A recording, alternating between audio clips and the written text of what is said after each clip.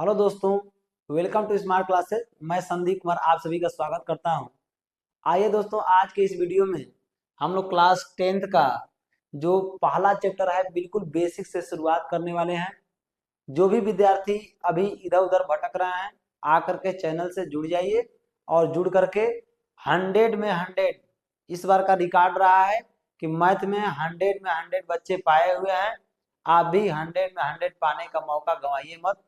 बिल्कुल बेसिक तरीके से यहाँ पर आपको सिखाया जाता है और सारे कॉन्सेप्ट आपके बिल्कुल बेसिक तरीके से क्लियर किए जाते हैं। तो दोस्तों, इस वीडियो को देख करके आपको ऐसा लग ही जाएगा कि हाँ, वास्तव में आप मैथ पढ़ सकते हैं। जो भी विद्यार्थी मैथ से भाग रहा है, भागने की जरूरत नहीं है। मैथ एक ऐसा सब्जेक्ट है, जिस दिन आपको सवाल लगाने आ गया, कैलकुलेशन करने आ गया, बहुत ही मजा आता है, बहुत ही इंटरेस्टिंग सब्जेक्ट है। ठीक है, आइए दोस्तों, इससे भागना नहीं, इससे लड़ना है और बिल्कुल बेसिक तरीके से हम लोग क्या करेंगे, सीखेंगे और जानेंगे, समझेंगे और एक एक कॉन्सेप्ट को क्लियर करते हुए आगे बढ़ेंगे। तो आज वास्तविक जो संख्याएं यहाँ पर चैप्टर दिया गया है, उसका केवल हम लोग परिचय जानेंगे कि कौन कौन संख्याएं जो है वो वास्तविक संख्या है, रियल नंबर है। तो उनको हम लोग आज बेसिक तरीके से सीखेंगे। सब संख्याएं की अगर बात की जाए, संख्याएं हमारी दो प्रकार की होती हैं। ठीक है, संख्याएं हमारी क्या होती हैं, दो प्रकार की होती हैं, याद रखिएगा। ठीक, एक को हम लोग क्या बोलते हैं, एक को हम लोग बोलते हैं वास्तविक संख्या। ठीक है, एक को हम लोग क्या बोलते हैं, वास्तविक संख्या है। और दूसरी हमारी क्या होती है, दूसरी हमारी होती है काल्पनिक संख्या। एक वास्तविक संख्या, दूसरी क्या हमारी काल्पनिक संख्या है। ठीक है, तो आज जो क्लास 10th के सिलेबस के अनुसार देखा जाए तो केवल हम लोग को वास्तविक संख्याओं के बारे में पढ़ना है। काल्पनिक संख्याएं हमें 11th या 12th में आपको देखने के लिए मिलेंगी। तो हम लोग वास्तविक संख्याओं का आज जिक्र हम लोग करने वाले हैं। वास्तविक संख्याएं किससे किससे मिलकर के बनी है, ध्यान समझिएगा। तो वास्तविक जो संख्याएं हैं वह दो चीजों से मिलकर के बनी है। एक तो हमारी हो जाएगी परिमेय संख्या, और दूसरी क्या है हमारी, दूसरी हो जाएगी हमारी अपरिमेय संख्या। ठीक है, एक परिमेय संख्या हो जाएगी और दूसरी हमारी क्या हो जाएगी, अपरिमेय संख्या।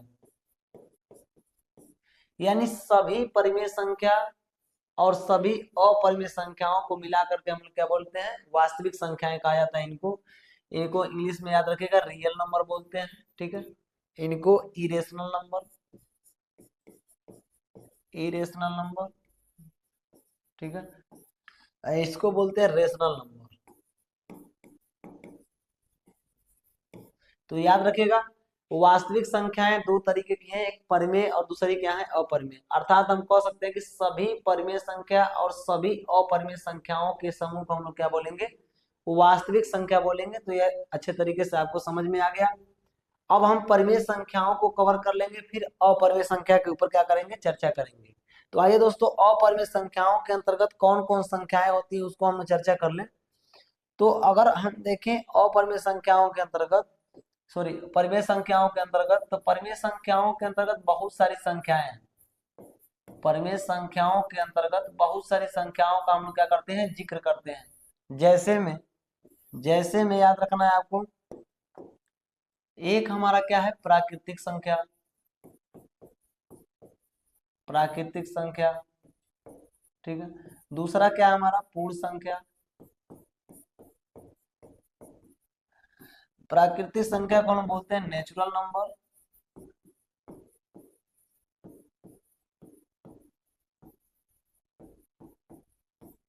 पूर्ण संख्या को हम बोलते हैं होल नंबर। ठीक है, उसके बाद आइए सम संख्या, इसको बोलते हैं इवन नंबर। उसके बाद ये विषम संख्या,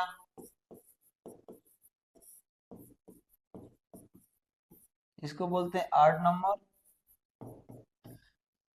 उसके बाद आइए भाज्य संख्या,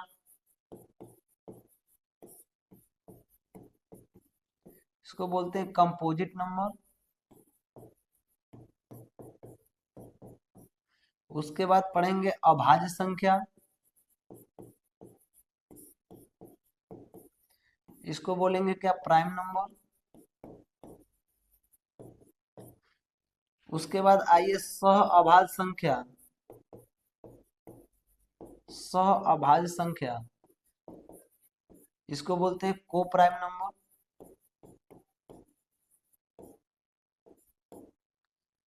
को प्राइम नंबर। उसके बाद हमें क्या पढ़ना है, इसके अलावा पढ़ना है पूर्णांक। पूर्णांक, और पूर्णांक में हमें दो तरीके से, एक धन पूर्णांक और एक हमारा क्या होता है, ऋण पूर्णांक।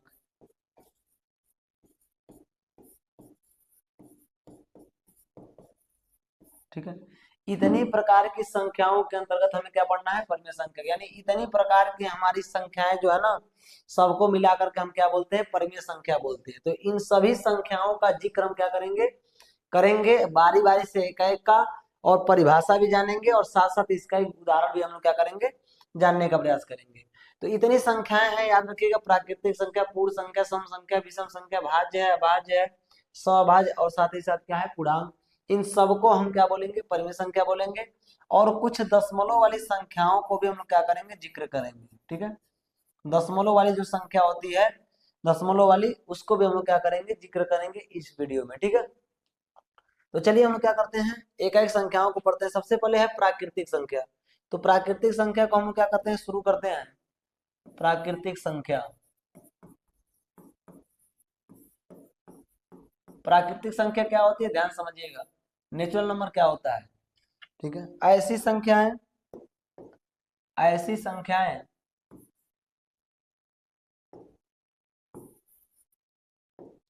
ऐसी संख्याएं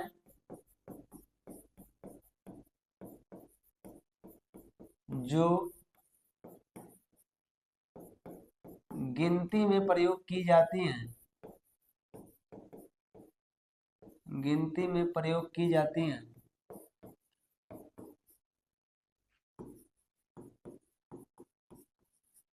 उसे उसे प्राकृतिक संख्या कहते हैं। उसे प्राकृतिक संख्या कहते हैं।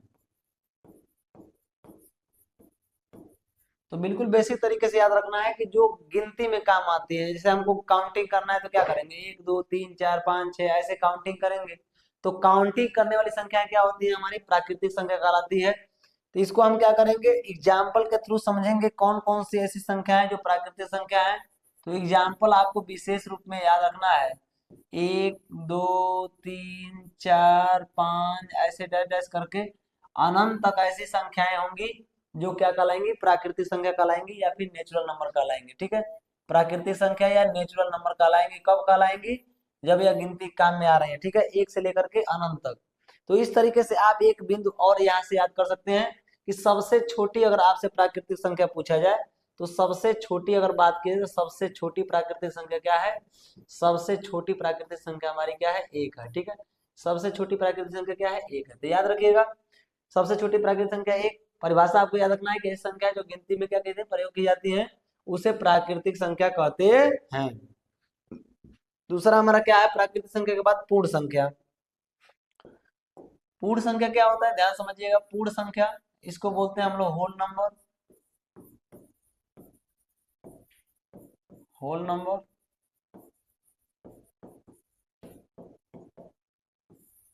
अब कुछ नहीं करना है, बस देखिए ध्यान से समझेंगे तो बहुत आसानी से समझ में आ जाएगा।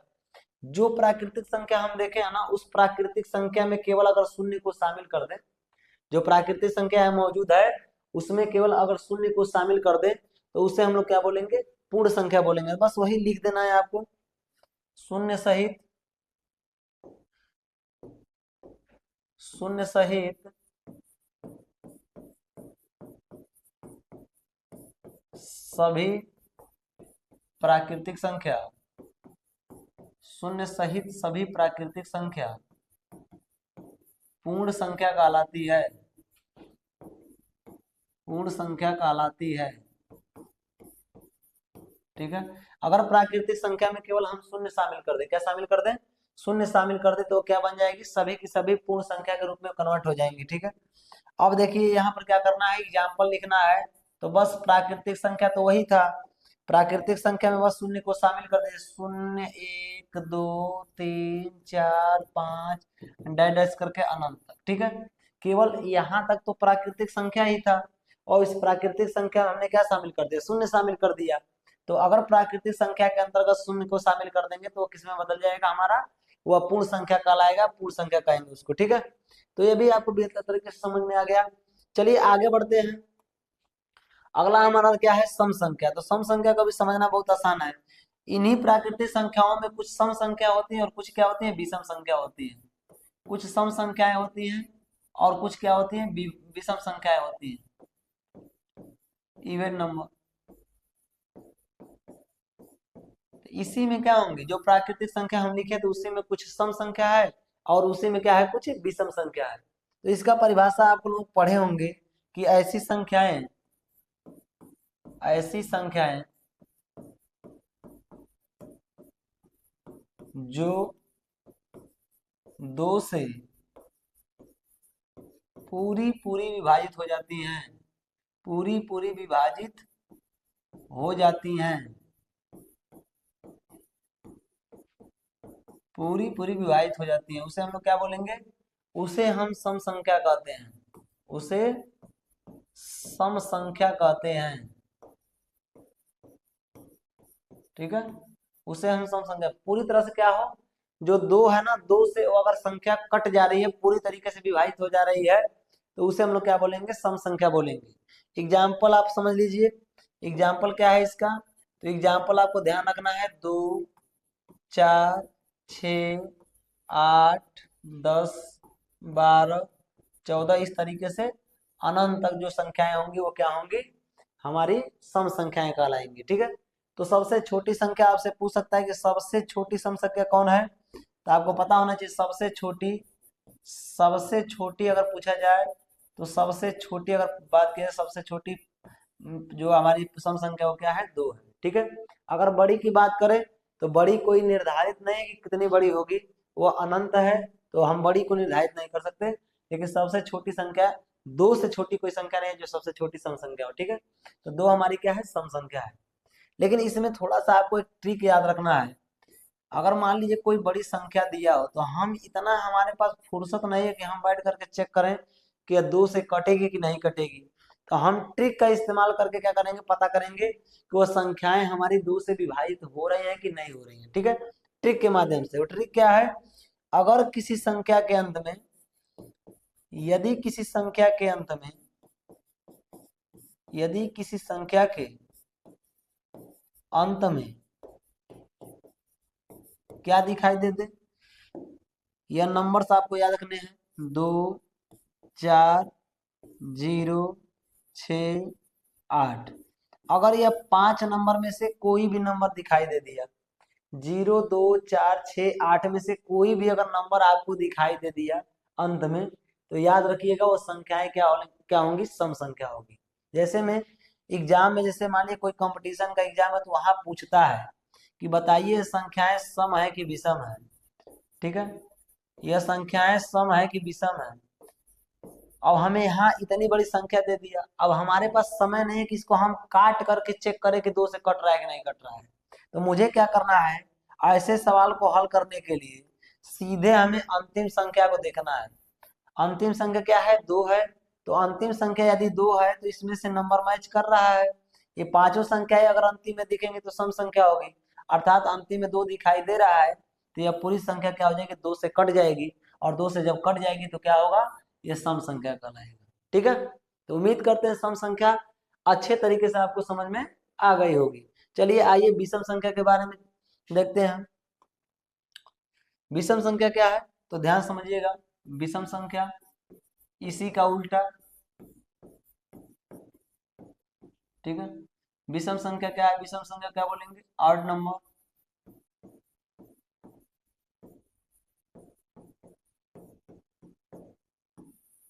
परिभाषा देखिए इसका क्या है, ऐसी संख्याएं, ऐसी संख्याएं जो 2 से पूरी पूरी विभाजित न हो, पूरी पूरी विभाजित न हो उसे विषम संख्या कहते हैं, उसे विषम संख्या कहते हैं। ठीक है, अगर कोई संख्या है, अगर वह दो से क्या हो, डिवाइड नहीं हो रही है, पूरी तरह से डिवाइड नहीं हो रही है, तो ऐसी संख्याओं को हम लोग क्या बोलेंगे, विषम संख्या बोलेंगे। आप लोग एग्जाम्पल याद होना चाहिए।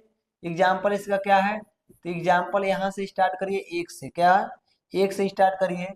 यहाँ एक हो गया, 3 हो गया, 5 हो गया, 7 हो गया, 9 हो गया, 11 हो गया, 13 हो गया, 15 हो गया, 17 हो गया, 19 हो गया। इस तरीके से अनंत तक संख्याएं हो सकती हैं। ठीक है, ये सभी संख्याएं क्या हैं, विषम संख्या है। ठीक है, अब देखिए ध्यान से, अब हमें इतना फुर्सत तो है नहीं, तो इसका भी हम लोग ट्रिक निकाल लेते हैं कि कैसे देख करके किसी संख्या को जानेंगे कि वो संख्या सम है कि विषम है।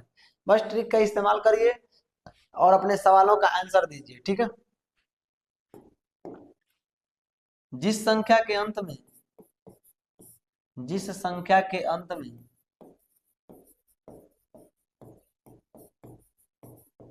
क्या दिखाई दे, तो वही 5 संख्या को याद रखिएगा, 1 दिखाई दे, 3 दिखाई दे, 5 दिखाई दे, 7 दिखाई दे और 9 दिखाई दे।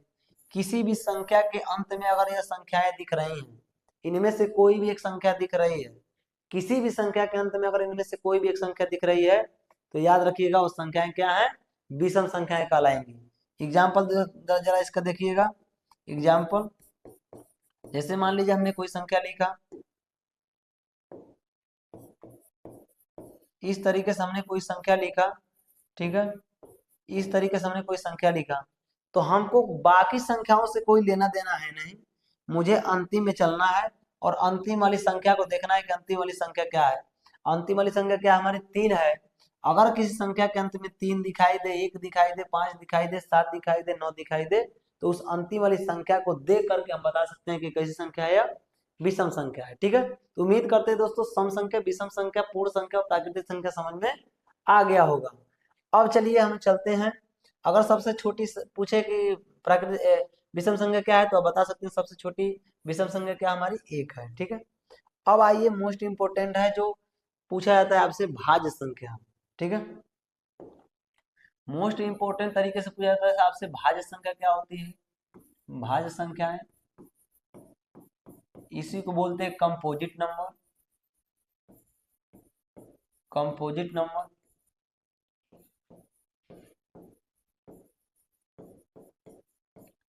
ठीक है, कंपोजिट नंबर क्या होती है, ध्यान समझिएगा।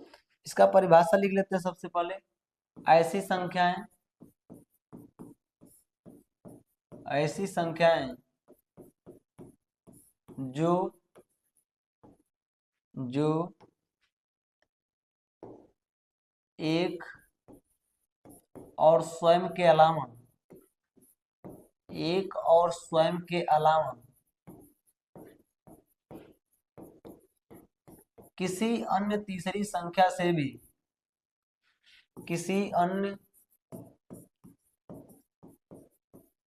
तीसरी संख्या से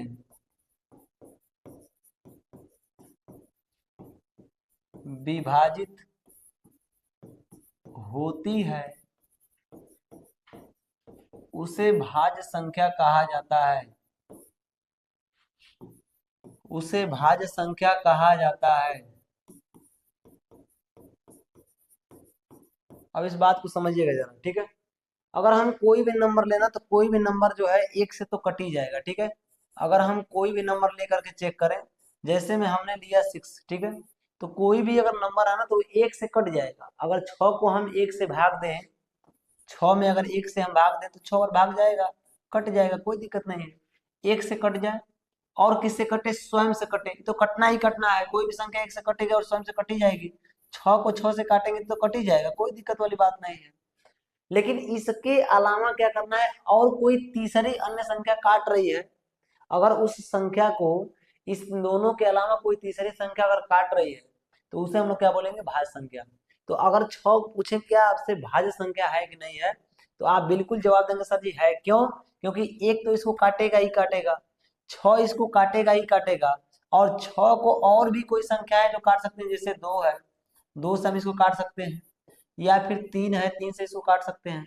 तो कोई भी अगर अलग इनके अलावा कोई तीसरी संख्या अगर इनको काट रही है ना, तीसरी कोई संख्या इनको काट रही है, तो उसको हम बोलेंगे क्या, भाज्य संख्या। ठीक है, तो सबसे छोटी अगर भाज्य की बात की जाए, तो सबसे छोटी अगर भाज्य की बात की जाए 4 है, उसके बाद 6, उसके बाद क्या होगा, 8 होगा, उसके बाद 9, फिर 10, 12,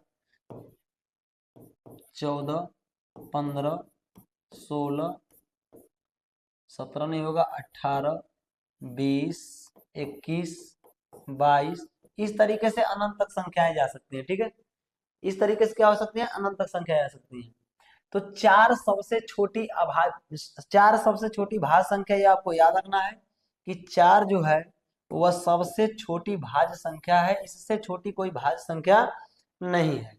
तो यह आपको याद रखना है। ठीक है, अगर तुम आपसे पूछे क्वेश्चन कि सबसे छोटी विषम भाज्य संख्या बताइए, तो सबसे छोटी विषम भाज्य संख्या क्या है, 9 है। कंफ्यूज मत होइए दोस्तों, बहुत बार क्वेश्चन पूछा गया इस तरीके से कि बताइए सबसे छोटी विषम भाज्य संख्या क्या है। तो सबसे छोटी विषम होते हुए भी क्या है, यह भाज्य है 9। और 9 के पहले जितने भी विषम संख्याएं हैं, सम संख्याएं हैं, वो सब के सब क्या है, भाज्य हैं। यानी जितने भी भाज्य संख्या वो सब के सब सम संख्या है।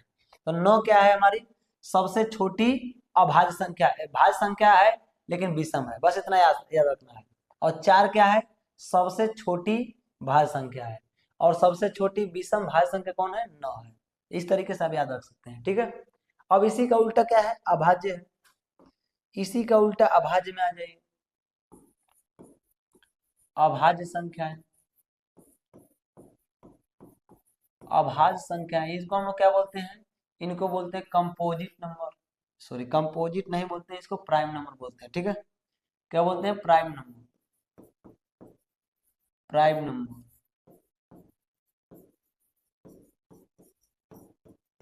ठीक है, अभाज्य संख्या है, इनको बोलेंगे प्राइम नंबर। ठीक है, तो ऐसी संख्याएं, परिभाषा देखिएगा इसका, ऐसी संख्याएं जो एक तथा स्वयं के अतिरिक्त, स्वयं के अलावा या अतिरिक्त किसी अन्य संख्या से या किसी तीसरी संख्या से, किसी तीसरी संख्या से विभाजित न हो, विभाजित न हो, उसे अभाज्य संख्या कहते हैं, उसे अभाज्य संख्या कहते हैं। ठीक है, तो ऐसी संख्या जो एक से तो कटेगी, कोई भी संख्या है तो एक से कटना ही कटना है। तो ऐसी संख्या है जो एक से कटे, स्वयं से तो कटेगी कटेगी कोई संख्या हो। ठीक है, लेकिन कह रहा है इन दोनों के अलावा अगर किसी तीसरी संख्या से अगर नहीं कट रही है, अगर कटेगी तो भाज्य, नहीं कटेगी तो क्या हो जाएगी, हमारी अभाज्य संख्या है।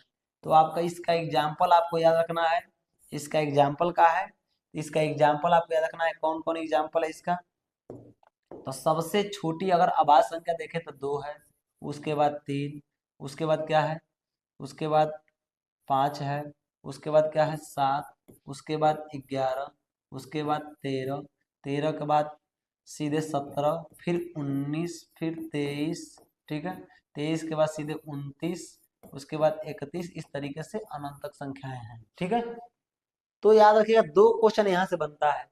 एक एक जो क्वेश्चन बनेगा, एक जो क्वेश्चन बनेगा ध्यान रखिएगा, वह हमारा क्या बनेगा, ध्यान समझिएगा।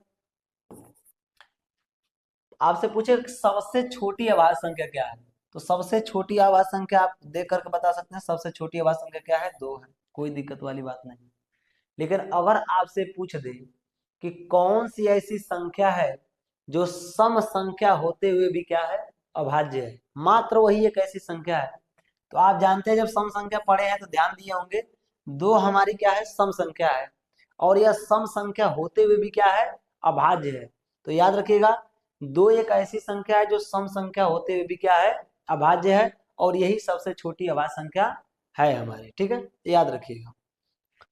चलिए, हमने क्या देखा, हमने प्राकृतिक संख्या को देख लिया, पूर्ण संख्या को देख लिया, सम संख्या को देख लिया, विषम संख्या को देख लिया, और साथ ही साथ भाज्य और अभाज्य संख्याओं को हमने कवर कर लिया। अब आइए हम लोग पूर्णांक के बारे में समझते हैं, या पहले सहअभाज्य संख्या के बारे में सीखते हैं। सहअभाज्य संख्याएं क्या है, इसको पहले देखिए। सहअभाज्य संख्या, इसको हम लोग क्या बोलते हैं, को प्राइम नंबर। को प्राइम नंबर,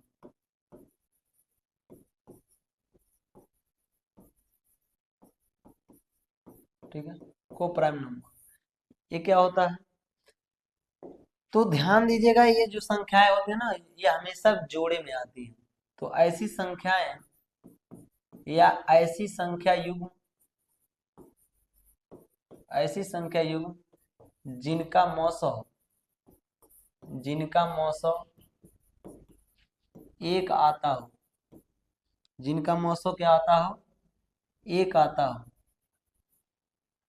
जिनका मौसम कितना आता हो, एक आता हो, ठीक है। जिनका मौसम एक हो उसे सहअभाज्य संख्या कहते हैं, उसे सहअभाज्य संख्या कहते हैं, ठीक है। तो यह संख्याएं कैसी आती है, युग्म में आती है, जोड़े में आती है, ठीक है। अगर ऐसी संख्याएं अगर आपके सामने मिले, ठीक है, ऐसी संख्याएं आपको मिले जो जोड़े में हो, पेयर में हो, और उनका मौसम कितना आता हो, एक आता हो, तो उसे हम लोग क्या बोलेंगे, उसे हम लोग बोलेंगे सहअभाज्य संख्या। एग्जाम्पल जरा देखिएगा, एग्जाम्पल यहाँ प्रस्तुत कर रहा हूँ। 3 और 4 को अगर हम देखें, 3 और 4 को, तो अगर हम इनका मौसम निकालेंगे ना, इनका मौसम एक आएगा, ठीक है। और जिनका मौसम एक आएगा उसे हम लोग क्या बोलेंगे, सहअभाज्य संख्या। और भी एग्जाम्पल, 4 है, 7 है, ठीक है, 5 है, 9 है, ठीक है। इस तरीके से जो संख्याएं होंगी ना, वह सब के सब क्या होंगी, सहअभाज्य संख्याएं होंगी। इनका मौसम कितना आएगा, एक आएगा, ठीक है। इनका मौसम क्या आएगा, एक आएगा। तो जिन भी संख्याओं का मौसम एक आएगा और जोड़े में है, उनको हम लोग क्या बोलेंगे, सहअभाज्य संख्या बोलेंगे, ठीक है। चलिए अब आते हैं हम लोग पूर्णांक की तरफ। पूर्णांक को समझते हैं हम लोग कि पूर्णांक क्या होता है। पूर्णांक को हम लोग बोलते हैं दोस्तों इंटीजर, ठीक है, इंटीजर बोलते हैं, इंटीजर है, ठीक है। इसको हम लोग समझते हैं। जो पूर्णांक होता है, ध्यान समझिएगा, जो पूर्णांक होता है वह संख्या रेखा अगर बना लेंगे ना, संख्या रेखा से समझ सकते हैं कि पूर्णांक असल में है क्या। पूर्णांक कोई अलग से चीज नहीं है, पूर्णांक बहुत आसान सा चीज है। इसको हम लोग बेसिक से समझ लेते हैं, ठीक है। यहाँ से मान लीजिए हमने कोई संख्या ले लिया, संख्या रेखा ले लिया, ठीक है। आपको पता है यहाँ मान लीजिए 0 है, उसके बाद क्या आया होगा, 1, उसके बाद क्या आया होगा, 2, उसके बाद क्या आया होगा, 3, उसके बाद 4, उसके बाद इस तरीके से संख्याएं लिखी गई हैं। इधर आएंगे तो -1, इधर आएंगे -2, इधर आएंगे -3, इस तरीके से संख्याएं लिखी गई होंगी। इसमें 3 तरह की संख्याएं आपको दिखाई दे रही हैं, ठीक है। कौन कौन, एक, यहां से लेकर के यहां तक ऐसी संख्याएं जो धनात्मक हैं, कैसी संख्याएं हैं जो धनात्मक हैं। और यहां से यहां तक जो संख्याएं हैं वो कैसी हैं, ऋणात्मक है, ऋणात्मक संख्याएं हैं, ठीक है। और ये हमारा शून्य है, क्या है, शून्य है, ठीक है। बस हो गया काम। तो सभी जो धनात्मक संख्याएं हैं और सभी जो ऋणात्मक संख्याएं हैं और शून्य, इन सबको मिला करके हम क्या बोलते हैं, पूर्णांक बोलते हैं। क्या बोलते हैं दोस्तों, पूर्णांक बोलते हैं। तो हम कह सकते हैं कि शून्य सहित सभी धनात्मक संख्याएं एवं सभी ऋणात्मक संख्याओं को क्या बोलेंगे, पूर्णांक बोलेंगे। बस हो गया परिभाषा। शून्य सहित, शून्य सहित सभी धनात्मक एवं ऋणात्मक संख्याओं को पूर्णांक कहा जाता है, पूर्णांक कहा जाता है, ठीक है। तो यहाँ आसानी से देख सकते हैं कि जितने भी धनात्मक संख्याएं होंगी और ऋणात्मक संख्याएं होंगी और शून्य, सभी के सभी क्या है, पूर्णांक हैं। तो अगर धनात्मक पूर्णांक है, यानी कहने का मतलब, तो अगर धन में संख्या है तो इसको हम बोलेंगे धन पूर्णांक, और ऋण में संख्या है तो इसको क्या बोलेंगे, ऋण पूर्णांक। तो धन वाली संख्याओं को धन पूर्णांक, ऋण वाली संख्याओं को ऋण पूर्णांक। बिल्कुल आसान तरीके से हम समझ लेंगे। तो अगर आपसे कोई पूछ दे एग्जाम्पल के तौर पे, एग्जाम्पल में पूछ दे, बताइए बताइए यह कैसा पूर्णांक है, अगर 8 लिखा हुआ है कैसा पूर्णांक है, तो इसके आगे कोई सिंबल तो दिख नहीं रहा है। जिसके आगे सिंबल नहीं दिखेगा वो हमेशा याद रखिए धन छिपा हुआ है, तो उसको हम लोग क्या बोलेंगे, धन पूर्णांक, या सीधे कह सकते हैं पूर्णांक है यह। अगर कहीं लिखा है -7, तो आप समझ सकते हैं इसके आगे माइनस लिखा हुआ है तो ऐसा क्या है, ऋण पूर्णांक है, ठीक है, और या फिर पूर्णांक है। तो यह दो तरीके से समझ लीजिए, एक ऋणात्मक पूर्णांक होता है और एक क्या होता है, धनात्मक पूर्णांक, या धन पूर्णांक या ऋण पूर्णांक, ठीक है, इस तरीके से हम लोग समझ सकते हैं। अब आइए थोड़ा सा दशमलव के बारे में हम लोग चर्चा करते हैं।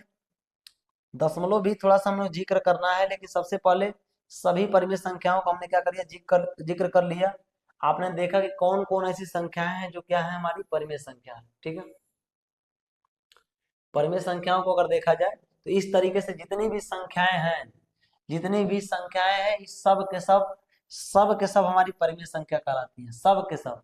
तो अगर परिमेय संख्याओं का अगर आपके उदाहरण देना है आपको, तो इसमें से किसी भी संख्या के बारे में जिक्र कर लेंगे, सब परिमेय संख्याएं कहलाएंगी।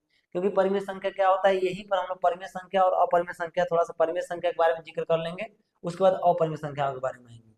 परिमेय संख्या क्या होता है, ऐसी संख्याएं, ऐसी संख्या जिसे p/q के रूप में व्यक्त किया जा सके, व्यक्त किया जा सके, उसे हम लोग क्या बोलेंगे, उसे हम बोलेंगे परिमेय संख्या। तो ये सभी संख्याओं को ना हम p/q के रूप में लिख सकते हैं। जैसे प्राकृतिक संख्या हमने क्या लिखा था, 1 2 3 4 5, ये सब इस तरीके से लिखे थे। तो कैसा जी, इसमें तो p/q का रूप दिख ही नहीं रहा है, तो कुछ नहीं, मान लिया 2 को हमें परिमेय संख्या दिखाना, 2/1 हम 1 लिख सकते हैं। 3 को दिखाना है तो 3/1 लिख सकते हैं। तो यह सब के सब क्या है, हमारी परिमेय संख्या के उदाहरण हो जाएंगे। इनमें से किसी भी संख्या के बारे में आप लिखेंगे तो सब के सब परिमेय संख्याओं के क्या हो जाएंगे, उदाहरण हो जाएंगे, एग्जाम्पल हो जाएंगे, ठीक है। तो सभी संख्याओं को मिलाकर क्या बोला जाता है, परिमेय संख्या बोला जाता है। अब आइए थोड़ा सा अपरिमेय संख्याओं के बारे में। अपरिमेय संख्याएं क्या होती हैं,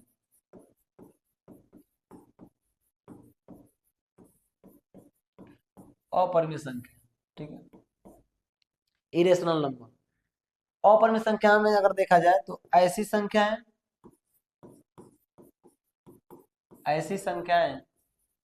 जो p/q के रूप में व्यक्त न की जा सके,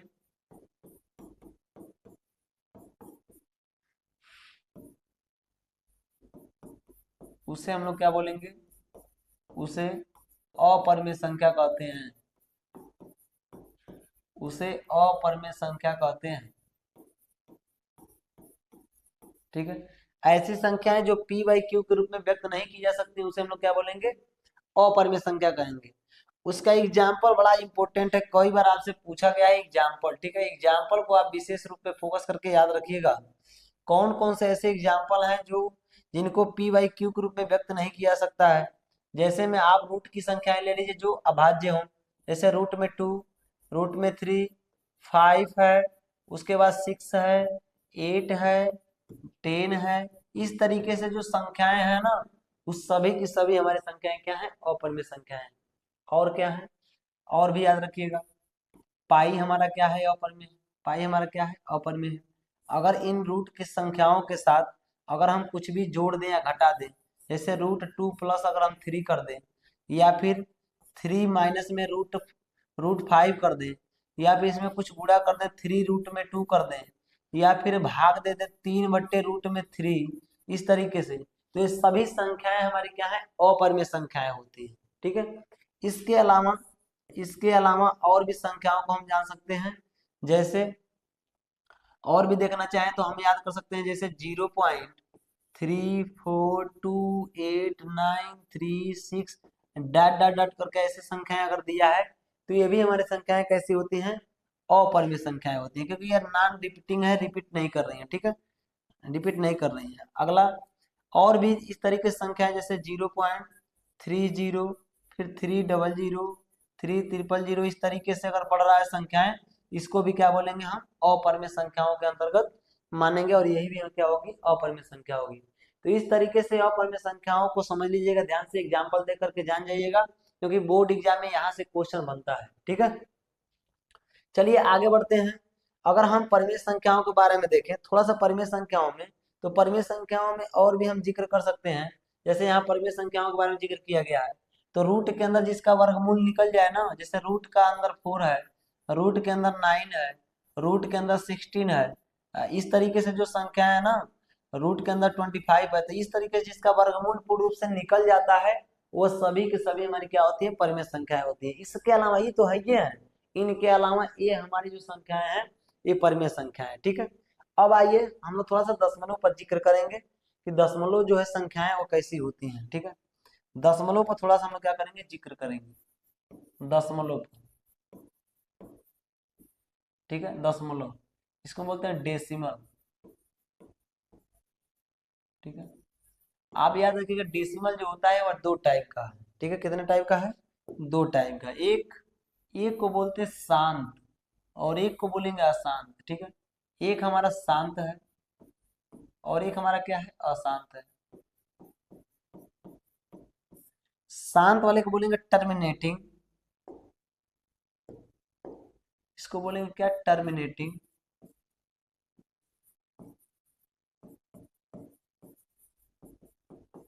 इसको बोलेंगे नॉन टर्मिनेटिंग, नॉन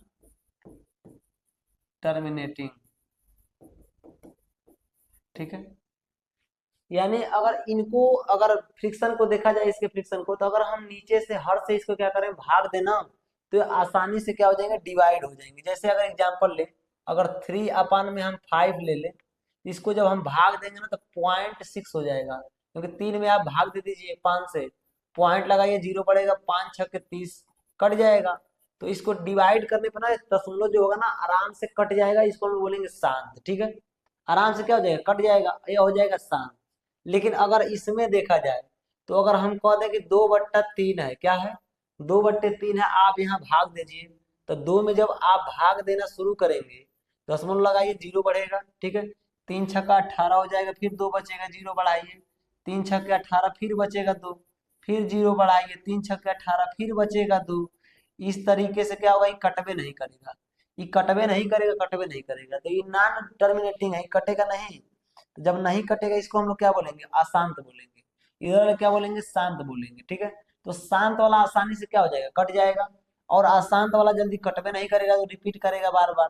तो ठीक है, तो याद रखिए शांत में क्या हो जाएगा, शांत में अगर शांत का हमें एग्जाम्पल लिखना है, तो शांत में हम लिख सकते हैं कैसे, जो कट गया हो, जैसे 0.25, 0.3, 0.2, 0.936, इस तरीके से जो संख्याएं कटी हुई है ना, इसको बोलेंगे शांत दशमलव।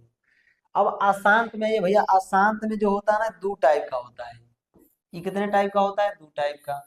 एक क्या होगा, एक होगा क्या, आवर्ती। ठीक है, आवर्ती होगा, और एक क्या होगा, एक होगा अनावर्ती। अब अशांत भी कितने टाइप का है, 2 टाइप का, एक है आवर्ती और एक है अनावर्ती। ठीक है, आवर्ती को क्या बोलेंगे, आवर्ती को बोलेंगे रिकरिंग। ठीक है, रिकरिंग, इसको बोलेंगे नॉन रिकरिंग। ठीक है, नॉन रिकरिंग। अब इसमें ध्यान समझिएगा। अब देखिए अशांत तो पहले से खुदे है। अब अशांत में 2 तरीके का अशांत है, एक जो एक ही संख्या बार बार रिपीट करे, एक ही संख्या बार बार रिपीट करे, और दूसरा वो संख्या रिपीट न करे लेकिन कटे भी नहीं, तो उसको हम लोग बोलेंगे अनावर्ती। जैसे में अगर कोई संख्या हम लिखना चाहें, एग्जाम्पल इसका लिखना चाहें, तो इस तरीके से समझ, 0.2345365 ऐसे इस तरीके से ये कटेगी नहीं। 0.202002002 ऐसे 40 ऐसे कटेंगी नहीं संख्याएं, या बढ़ती जाएंगी बढ़ती जाएंगी बढ़ती जाएंगी, डायरेक्ट बढ़ती जाएंगी। ऐसी संख्याएं क्या कहलाएंगी, अनावर्ती संख्याएं कहलाएंगी, या अनावर्ती आसान दशमलव कहलाएंगी। ठीक है, अब यहाँ देखिए आवर्ती में क्या होगा, बार बार रिपीट करेंगे, बार बार क्या करेंगे, रिपीट करेंगे। ठीक है, इसका रिपीट करेंगे, जैसे में 0.33333, 0.66666, 0.252525, इस तरीके से रिपीट करेंगे। 0.625 625 625 625, इस तरीके से रिपीट करेंगे। ठीक है, तो ऐसी संख्याओं का लोग क्या करते हैं ना, इसको हम लिखने के लिए सुविधा के अनुसार 0.3 के ऊपर बार लगा देते हैं। ठीक है, कि बार बार संख्याएं आ रही है, 3 बार बार आ रहा है, इसको हम 0.6 के ऊपर बार लिख सकते हैं, इसको हम 0.25 के ऊपर बार, क्योंकि 25 बार बार बार बार बार आ रहा है, उसके ऊपर बार लगा देंगे। यहाँ 625 के ऊपर बार लगा देंगे इस तरीके से, तो वह बताएगा कि संख्याएं बार बार रिपीट हो रही है। ठीक है, तो आप देखे क्या कि जो दशमलव था एक शांत है और एक क्या है, अशांत है। अब अशांत भी दो तरीके का अशांत है, एक है आवर्ती और एक है अनावर्ती। आवर्ती का मतलब बार बार रिपीट करेगा वही संख्या है, अनावर्ती का मतलब रिपीट नहीं करेगा। अब इसमें समझने वाली बात क्या है कि जो अनावर्ती का हिस्सा होता है, ठीक है, यहाँ जो यह वाला हिस्सा है, यह जो हिस्सा है, यह हमारा होता है अपरिमेय संख्या। ठीक है, यह वाला जो हिस्सा है इसको हम बोलते हैं क्या, अपरिमेय संख्या। इसमें जितनी भी संख्याएं आएंगी वो सब के सब क्या होंगी, अपरिमेय संख्या। अब बच गया यह वाला हिस्सा। ठीक है, यह वाला हिस्सा, तो यह वाला जो हिस्सा बच गया यहाँ से लेकर के यहाँ तक। ठीक है, एक शांत वाला और एक अशांत में का आवर्ती वाला, यह दोनों के दोनों जो होते हैं ना, दोनों के जो दोनों होते हैं यह होते हैं परिमेय संख्या। ठीक है, यह दोनों के दोनों क्या होते हैं, यह दोनों के दोनों होते हैं परिमेय संख्या, रेशनल नंबर होते हैं, आवर्ती वाला और साथ ही से शांत वाला। यानी अगर किसी संख्या के ऊपर बार है तो वह क्या है, परिमेय संख्या है। क्या है, परिमेय संख्या। तो याद रखिएगा, अशांत में भी दो कैटेगरी, एक अपरिमेय में चला गया और एक कहाँ चला गया, परिमेय संख्या में चला आया।